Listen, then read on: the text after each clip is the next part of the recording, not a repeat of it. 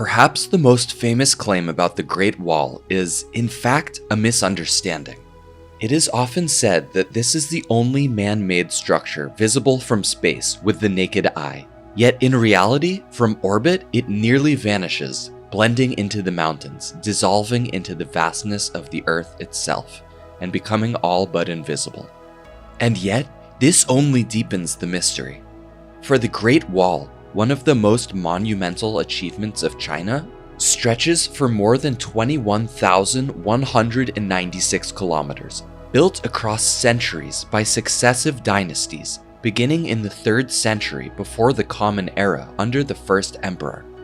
It is far more than a simple defensive barrier, as it is often imagined.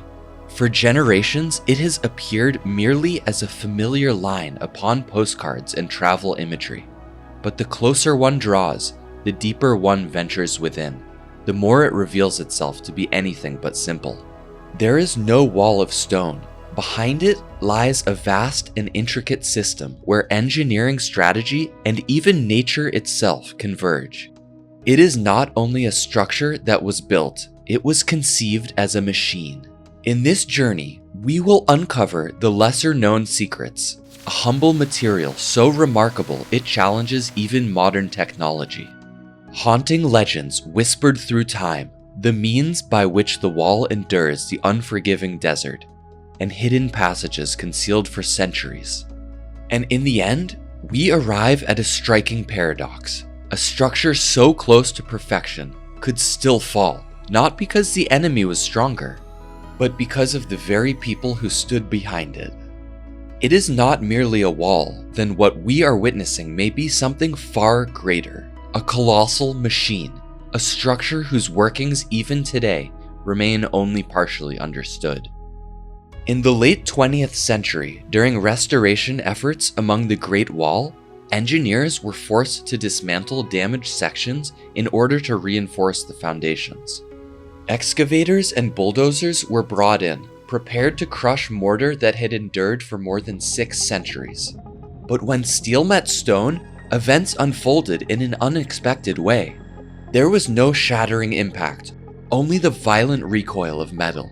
Teeth of the bucket snapped, sparks burst into the air, yet the wall stood firm, almost entirely unmoved.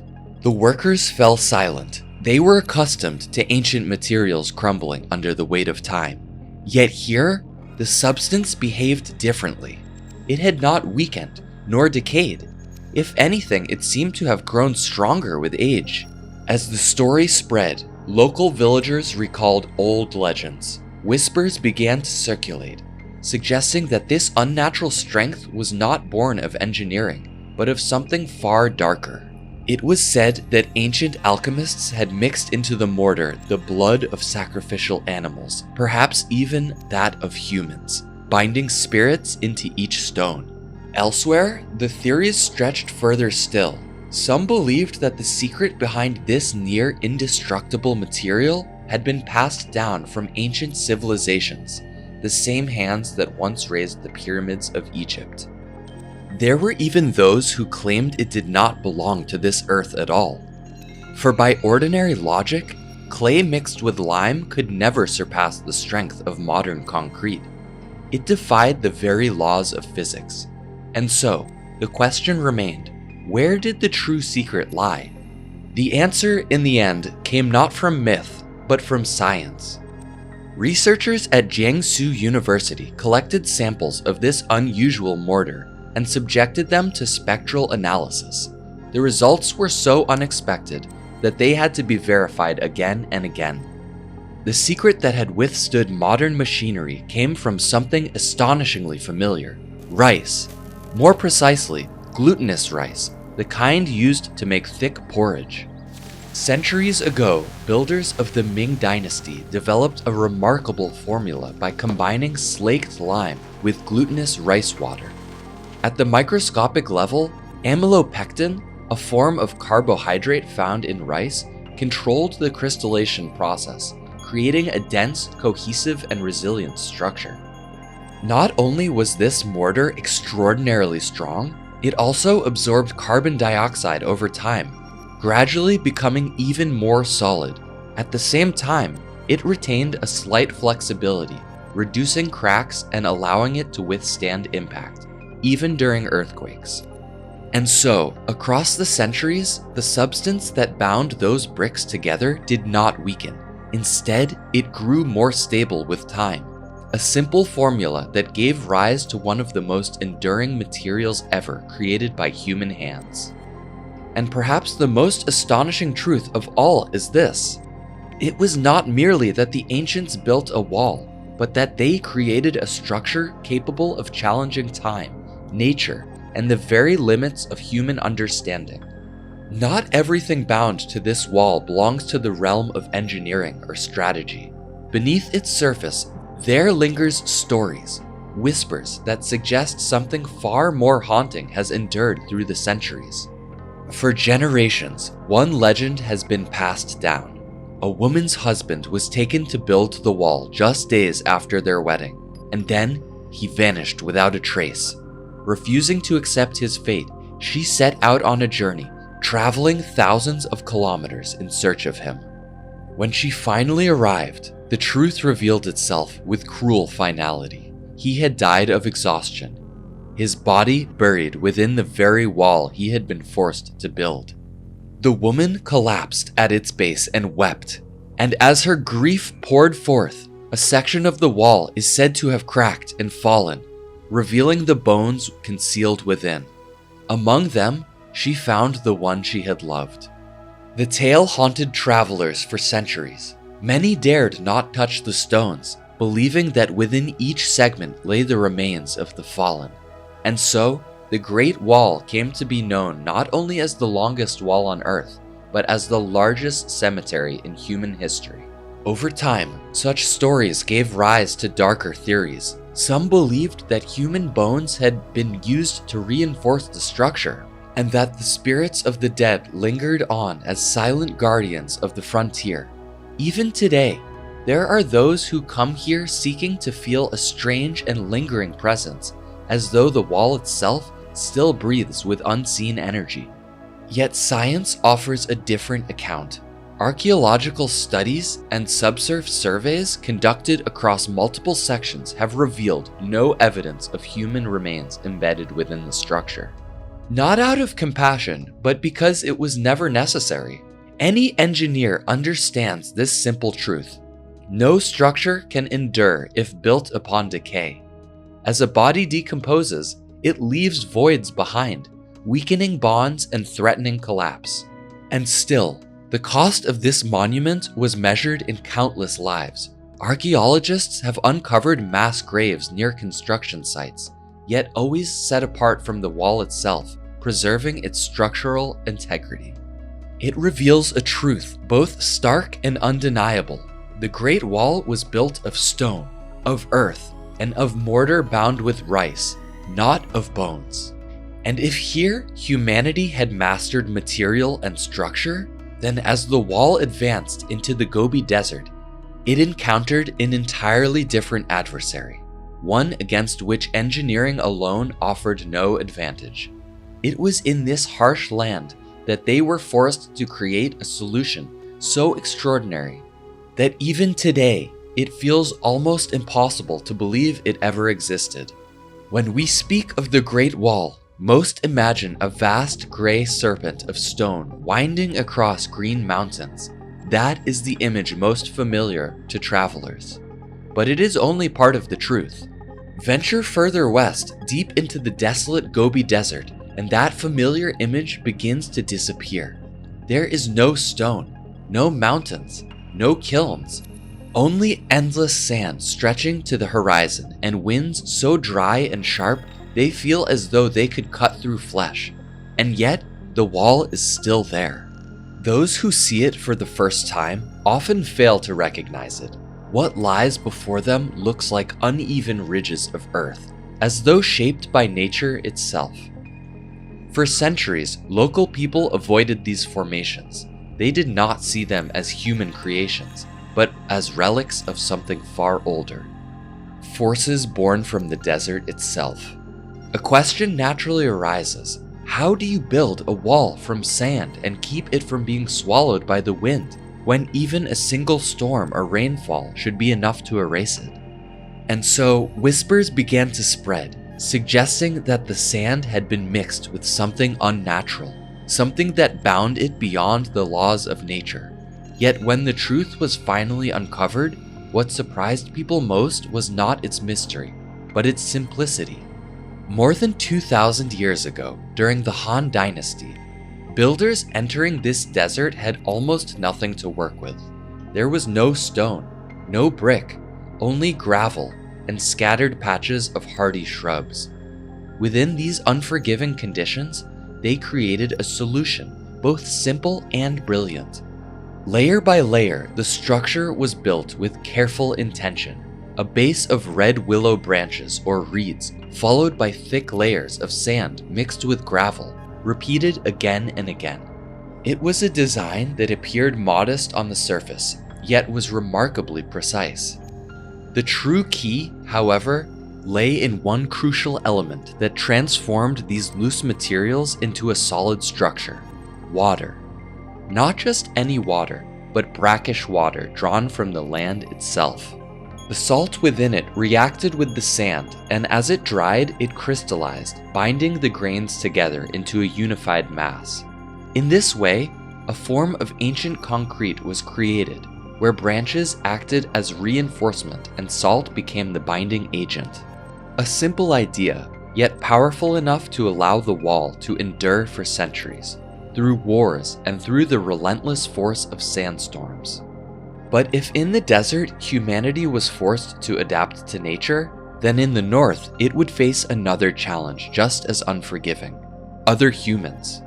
And this time the decisive factor would not be material, but intelligence. A secret guarded for centuries until it was finally revealed in the year 2022.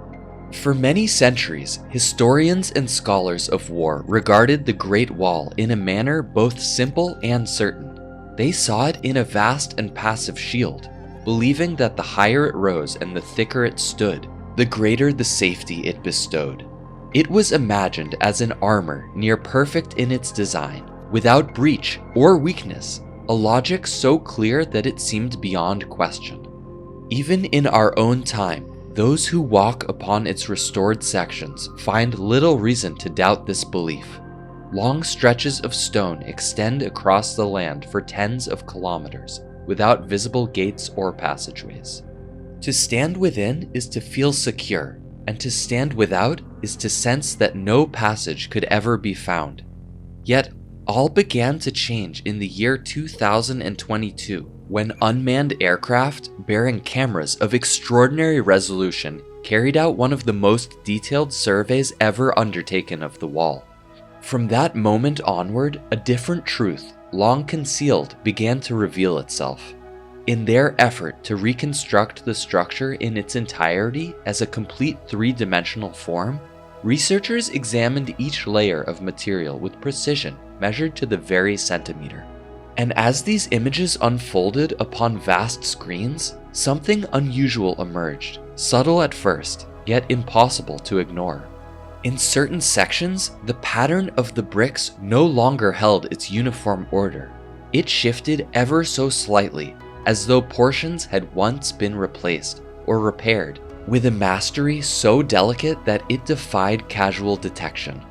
These were details so minute that the untrained eye would pass over them without notice. But when archaeologists approached these sites and examined them by hand, they were struck into silence. What had seemed at first to be nothing more than solid, sealed walls proved to be something else entirely. They were doors, concealed with such precision that they could not be distinguished by sight alone. More than 130 hidden passageways woven into the very body of the wall. To those who stood beyond, the structure appeared unbroken, immense, and without flaw. Yet within, these hidden routes remained open, granting movement unseen. Thus the wall revealed its dual nature, offering absolute defense on one side and an almost invisible flexibility on the other. This single discovery has shaped our understanding entirely. the Great Wall was not built merely to obstruct, but to command, to guide, and to deceive. It was, in essence, a trap concealed within the form of a barrier.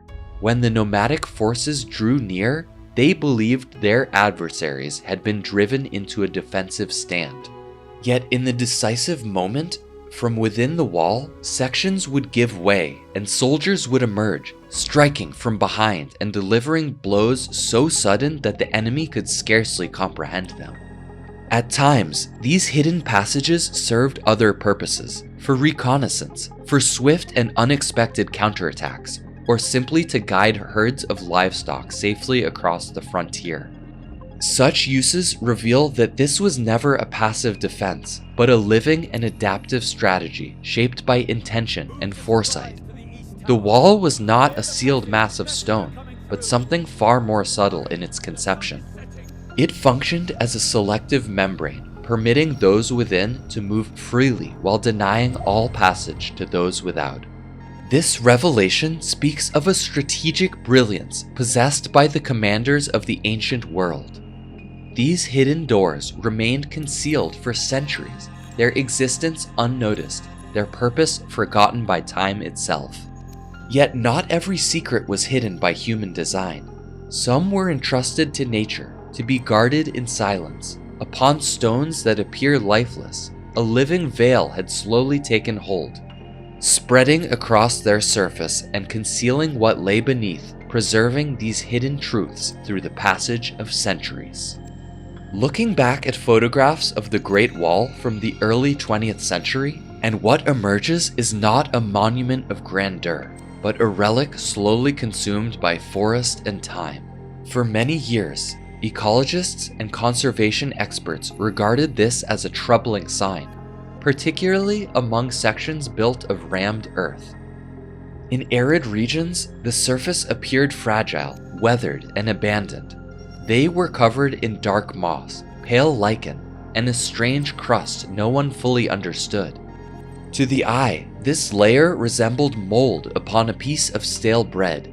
It gave the impression of something quietly devouring the wall, bit by bit, as though nature itself were slowly digesting the structure through roots and acidic traces. It was this image that led many to believe the monument was being destroyed from within. And so, in the early years of the 21st century, a restoration team resolved to act. They planned what would become the most ambitious cleaning campaign ever attempted. The objective was simple: remove all vegetation with machinery, treat the surface with chemicals, and restore the wall to a pristine state. At first glance, the plan seemed entirely reasonable, perhaps even necessary to preserve a site recognized by UNESCO. Everything was prepared: machines, personnel, and the resolve for an unprecedented intervention. But the moment the first soil samples were taken and placed beneath a microscope, everything stopped. Scientists reacted with alarm. Stop! For what they had just seen overturned everything. If that outer layer were removed, the wall itself would begin to vanish. For decades, it had been believed that the moss and crust were slowly destroying the structure. The truth, however, was the opposite. This was no parasite. It was a biological crust, a complex symbiotic system of bacteria, moss, and fungi. And it was these microscopic organisms, not human hands, that had been quietly preserving the wall all along. This was not merely a covering. It was a living armor, so effective that even the most advanced protective technologies of today can only attempt to imitate it. What humanity still strives to engineer in laboratories, nature had already perfected thousands of years ago. And when data from the desert studies were revealed, they astonished the scientific world. These seemingly unsightly patches were in fact strengthening the wall, making it 3 times more resilient. The secret lay beneath the surface, not a simple layer, but an entire network of microscopic engineers. Tiny organisms penetrated deep into the soil, binding particles together into an invisible yet remarkably strong mesh. They did not merely cling to the surface. They stitched the earth itself, transforming loose grains into a unified mass. The natural binding agents they produced filled every gap, sealing even the smallest voids. The result was a near-perfect protective membrane, shielding against rain and erosion, while still allowing the wall to breathe, like a living body. This crust became the first line of defense against desert winds carrying abrasive sand, grinding relentlessly against the surface. Without it, the wall would have been worn to dust centuries ago. But instead of collapsing, it adapted. It grew a second skin to endure. As though between stone and sand, a silent agreement had been forged with nature itself. This discovery has fundamentally transformed how we understand preservation.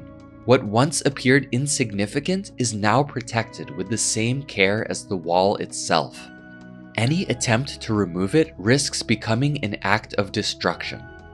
And yet, even if this living armor allowed the wall to withstand nature, there remained another form of protection, quieter still, one that once safeguarded an entire empire against the unknown. The Great Wall was not merely a barrier of stone, it was a system of communication, intricate and astonishingly swift, long before the invention of the telegraph. Turn back the clock to around the year 1400. You are a sentry stationed on a distant frontier. Around you lie only mountains, cold, and a silence that seems endless. Then, suddenly, on the horizon, a dense cloud of dust begins to rise. It is not the wind, it is thousands of horsemen advancing. The capital lies nearly 1,000 kilometers away, separated by treacherous terrain. Even the fastest rider would need a week to deliver the message. And with each passing day, the enemy could burn villages, tear through defenses, and consume entire regions. Elsewhere, such a moment would mark inevitable defeat. But here, news of the attack could reach the emperor in less than a single day. It moved like a wave, crossing mountains, collapsing distance in a world that had never known modern communication. The secret lay in the signal towers that stretched along the wall, spaced only a few kilometers apart, linked together like an invisible network. This was the fastest communication system of the ancient world. No wires, only fire and smoke. But these were not random flames, nor crude signals.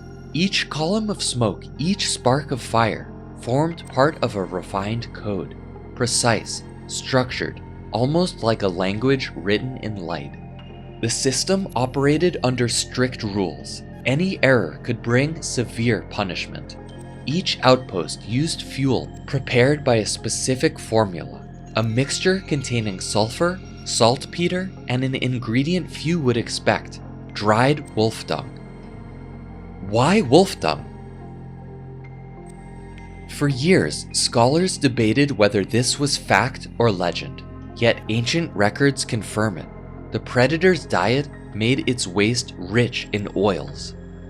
When burned, the mixture produced thick, dark smoke that rose straight into the sky, unmistakable. Even strong winds struggled to disperse it. From tens of kilometers away, it remained clearly visible against the sky. This was not merely an alarm. Each signal carried meaning. Soldiers relied on coded systems, a disciplined set of conventions. One column of smoke signaled approximately 100 troops. 2 columns, 500. 3 columns, more than 1,000. And when 4 columns rose together, it meant a large army was approaching. But smoke belonged to the day. When night fell, the system shifted. From the watchtowers, great fires were lit, bright enough to pierce the darkness and travel across vast distances. These flames did not burn at random. By covering and revealing the light in measured rhythms, soldiers created precise signals, a silent language in which light and shadow carried meaning. And when urgency reached its peak, light was no longer enough. Sound entered the system, deep drum beats or the explosive reports of primitive devices, reinforcing and confirming the message. Now imagine the scale of this network. The signal did not end at a single point. It traveled in sequence, from tower to tower. The moment the first sentry sighted the enemy and lit the flame, within minutes, the next tower, kilometers away, received the message and repeated it. And so it continued, a wave of fire racing along the mountains, faster than any horseman, faster than any messenger could ride. In Beijing, the emperor might begin his morning unaware of events unfolding at the frontier, but by midday, as signal fires ignited one after another along the wall, everything would change. Orders would be issued, armies would begin to move. For centuries, this system functioned with near perfection, transforming thousands of distant points into a single unified entity, responding with the speed of a living nervous system. It may appear at first glance to be a system without flaw, swift, precise, and nearly impossible to penetrate. In a world where the enemy possessed nothing of equal design, defeat would seem inevitable, a conclusion drawn as much from reason as from fear. Yet history reveals a quiet paradox. The strongest walls, the most intricate systems of defense, are not undone by force of arms, but by whispers carried through the hearts of men. The Great Wall stands as the result of nearly 2 millennia of labor, one of the most demanding and costly undertakings ever borne by humankind. Countless lives were drawn into its making. Resources were exhausted, and uprisings arose when the burden grew beyond endurance. All of this was done to create what seemed an absolute barrier, a structure no enemy could hope to surpass. Into its design, the finest knowledge of its age was poured, from materials of remarkable ingenuity, such as mortar strengthened with rice, to hidden passageways and layered defenses that overlapped with deliberate precision. It was, in theory, a system that could not be broken. And yet, in the early years of the 13th century, this immense barrier faced its greatest trial: the Mongol armies led by Genghis Khan. By every measure of military logic, they should have failed. Before them stood a wall of stone rising nearly 10 meters high. Behind them, only cavalry with no siege towers, no artillery, and no tools capable of breaking such a structure. All signs pointed to a single conclusion: they must halt. And yet, they did not. From this contradiction emerges a question that has echoed through time. How could a wall deemed impenetrable be crossed with such ease? The Mongol forces advanced with little resistance, pressing deep into the heart of the empire. The capital fell, and with it, the course of history was rewritten. Was it the failure of materials? Had the hidden passages been exposed? The answer is neither. The truth is far simpler and far more unsettling. There was no siege, no battle at the foot of the wall, for the decisive moment did not come from without, but from within. Genghis Khan was not merely a warrior, but a man who understood the nature of the human spirit. He knew that while stone may endure, the hearts of men do not. Rather than assault the wall, he rode to its gates and offered a choice to the commander who stood guard. On one side lay gold and the promise of power within a new order. On the other, death, not only for the soldiers, but for the commander's own family. And upon that wall, the man entrusted with its defense was no invincible hero. He was, above all, human, weary, forgotten, his provisions long diminished. The emperor was far away, and before him stood an army that seemed without end. And so, the gates, those very gates against which every engine of war would have failed, opened of their own accord. No arrow was loosed, no clash of steel was heard. Historians would come to name this moment the Great Wall Paradox. For one may devote the strength and wisdom of an entire age to the creation of a structure that stretches across mountains and deserts, a work that appears beyond all conquest. Yet if the men who stand upon it begin to falter, then even the strongest fortress will collapse at the very point it was meant to defend. It takes only the hand that holds the key to turn away, and the balance of power is forever changed.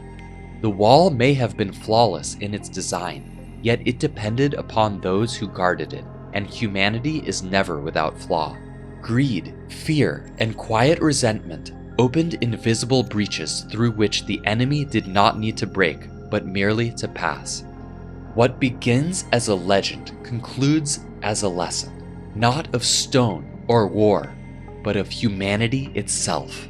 We have seen that the Great Wall is not merely a chain of stones stretching across mountains, but the culmination of intellect, craftsmanship, and the ambition of an entire age. Yet the most enduring legacy it leaves behind does not lie in the manner of its construction, but in the meaning that humanity has come to draw from it. Raised to divide, the Great Wall has, in time, become a place where people find one another. From every corner of the world, countless travelers gather upon it, their footsteps forming an unending flow. And yet, within each of these steps, there exists a quiet solitude, a moment of reflection that belongs to no one but the individual who walks it. They move slowly along stones worn smooth by centuries, their hands brushing against the cold surface of the wall. And in that fleeting moment, the boundaries that once defined the world seem to dissolve. There are no longer divisions, no longer distinctions between us and them, but only a shared sense of wonder before what humanity once dared to create. The wall could not prevent war. Armies still crossed its length, and dynasties, like all things shaped by time, eventually faded into memory. And perhaps as one stands there amid the wind, the mountains, and a structure that seems without end, a quiet understanding begins to emerge. That all things built to divide will in time lose their meaning. And so, the wall remains, not as a barrier, but as a witness. It stands to remember and to remind that humanity, though small, divided, and often flawed, is capable of creating something far greater than itself. Not to endure forever, but to be remembered, and perhaps in that remembrance, to find its truest purpose.